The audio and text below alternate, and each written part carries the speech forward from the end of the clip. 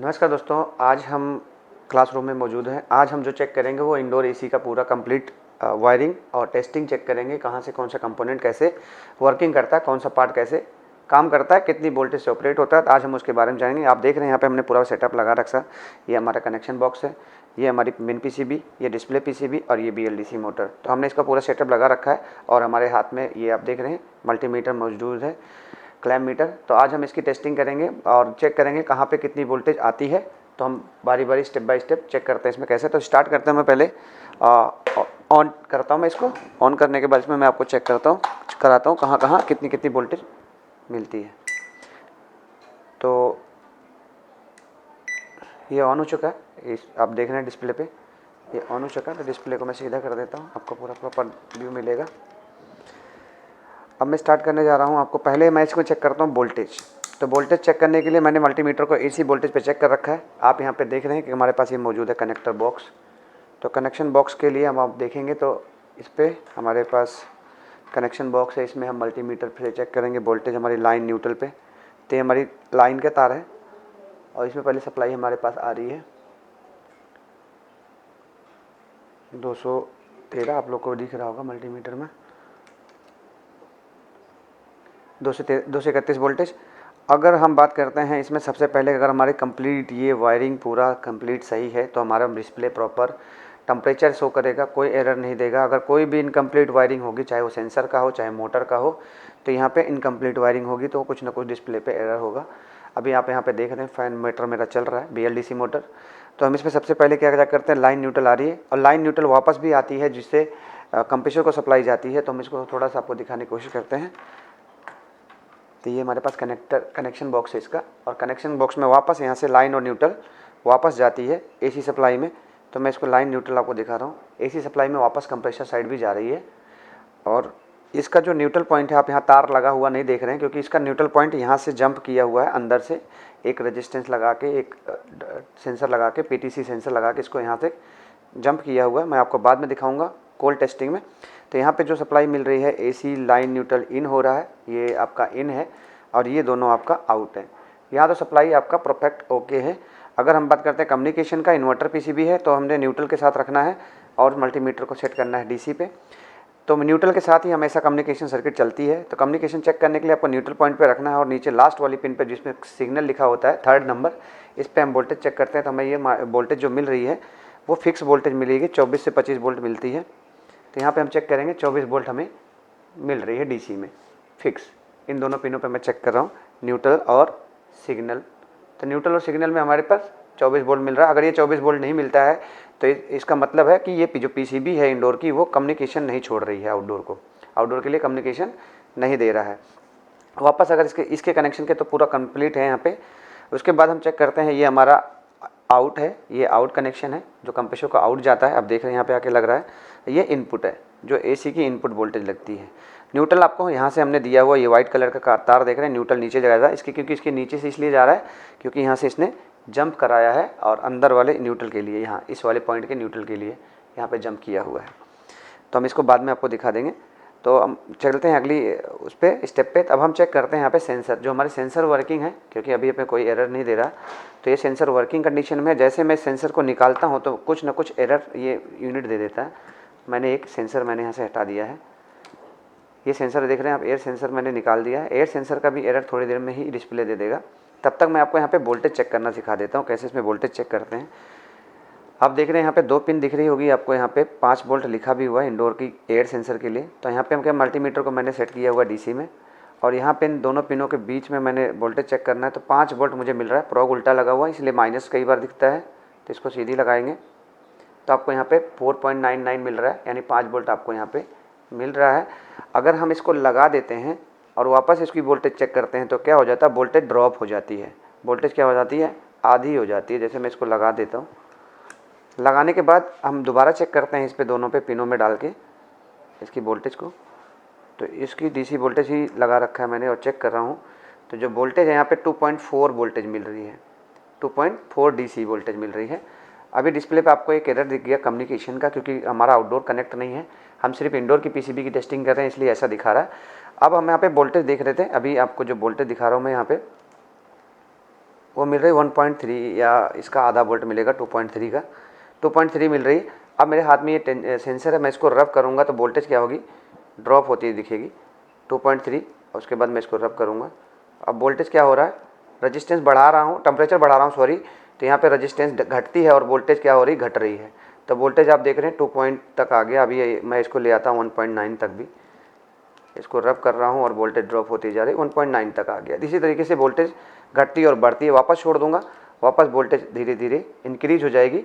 ये अभी मैं लगे हुए मैं टेस्टिंग कर रहा हूँ, लाइव टेस्टिंग। कोल्ड टेस्टिंग में आप क्या कैसे चेक करते हैं मैं उसको भी बता देता हूँ। कोल्ड टेस्टिंग में चेक करने के लिए आपको ये सेंसर आपको निकाल लेना है। निकालने के बाद आपको ये जो सेंसर का मल्टीमीटर है, मल्टीमीटर सेलेक्ट कर लेना है किलो ओम पे, क्योंकि 10 किलो ओम का रेजिस्टेंस इसमें लगा होता है, 10 किलो ओम का। तो मैं इसको वापस किलो ओम पे सेट कर लेता हूँ। किलो ओम पे सेट करने के बाद मल्टीमीटर से मैं दोनों प्रोब को इस पे रखूँगा, इसके कनेक्टर पे।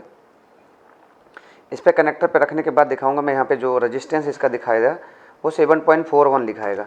अगर मैं इसको किसी की सहायता से इसको रब करता हूँ तो टेम्परेचर बढ़ाता हूँ तो इसकी रेजिस्टेंस क्या हो जाती है, कम हो जाती है। आप उसको रब करिएगा। अब यहाँ पे दिखाएं, आप देख रहे हैं ये हम रब करा रहे हैं, इसको थोड़ा टेम्परेचर दे रहे हैं हाथ से, तो इसकी रेजिस्टेंस वैल्यू जो है कम होती जा रही है।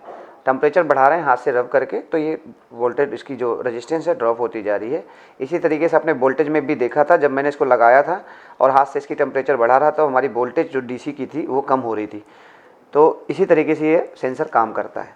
इसी तरीके से दूसरा सेंसर भी काम करेगा, तो दोनों में कोई डिफरेंस नहीं है चेकिंग करने में। चेकिंग करते समय आपको सेम प्रोसेस ही अपनाना है। अभी जो डिस्प्ले पे हमारे H11 आ रहा है ये कम्युनिकेशन का है, और कम्युनिकेशन का आप दिखा दूँ मैं, हमने तार नहीं कनेक्ट किया हुआ है तो इसलिए ये कनेक्शन का एरर आ रहा है। तो हम एक बार दोबारा ऑन ऑफ करके देख लेते हैं।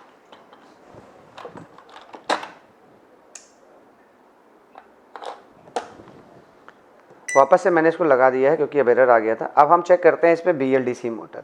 BLDC मोटर को चेक करने के लिए सबसे पहले हमें क्या करना था, मोटर को ऑन होने देते हैं, और मोटर को चेक करने के लिए मल्टीमीटर को सेट कर अपना क्लैम्प मीटर मैंने सेट कर लिया DC पे। और DC वोल्टेज पहला ये आप जो तार देख रहे हैं ये तार ब्लैक और वाइट, फिर उसके बाद है ये हमारा पास ये डिस्प्ले का है। मोटर में हमारे पास ये रहा कनेक्टर DC मोटर का। पहला जो रेड है ये यहाँ पे DC मिलती है, DC वोल्टेज मिलती है, और ब्लैक जो है ये आपका ग्राउंड है। वाइट जो है, वाइट तार जो है ये आपका BCC है, वोल्टेज कॉमन कलेक्टर। उसके अगली जो तार देख रहे हैं आप ब्लू कलर की, ये इसका फीडबैक ग्राउंड है, और येलो वाला तार BSP है जिसे बोलते हैं वेरिएबल सप्लाई पॉइंट। तो हम इसको बारी बारी वोल्टेज चेक करते हैं। अभी मोटर आप देख रहे हैं चल रहा है, तो मैंने इसकी प्रोब को लगा लिया है इस पर, और दूसरी तार को लगा देता हूँ इस पर। तो मुझे इसलिए एक वोल्टेज नहीं मिल रही, उसी कनेक्टर में मेरा ये जो प्रोब है नहीं जा रहा था। हम इसकी मोटर क्या करेंगे, डिस्प्ले PCB को क्या करते हैं, हम पलट लेते हैं।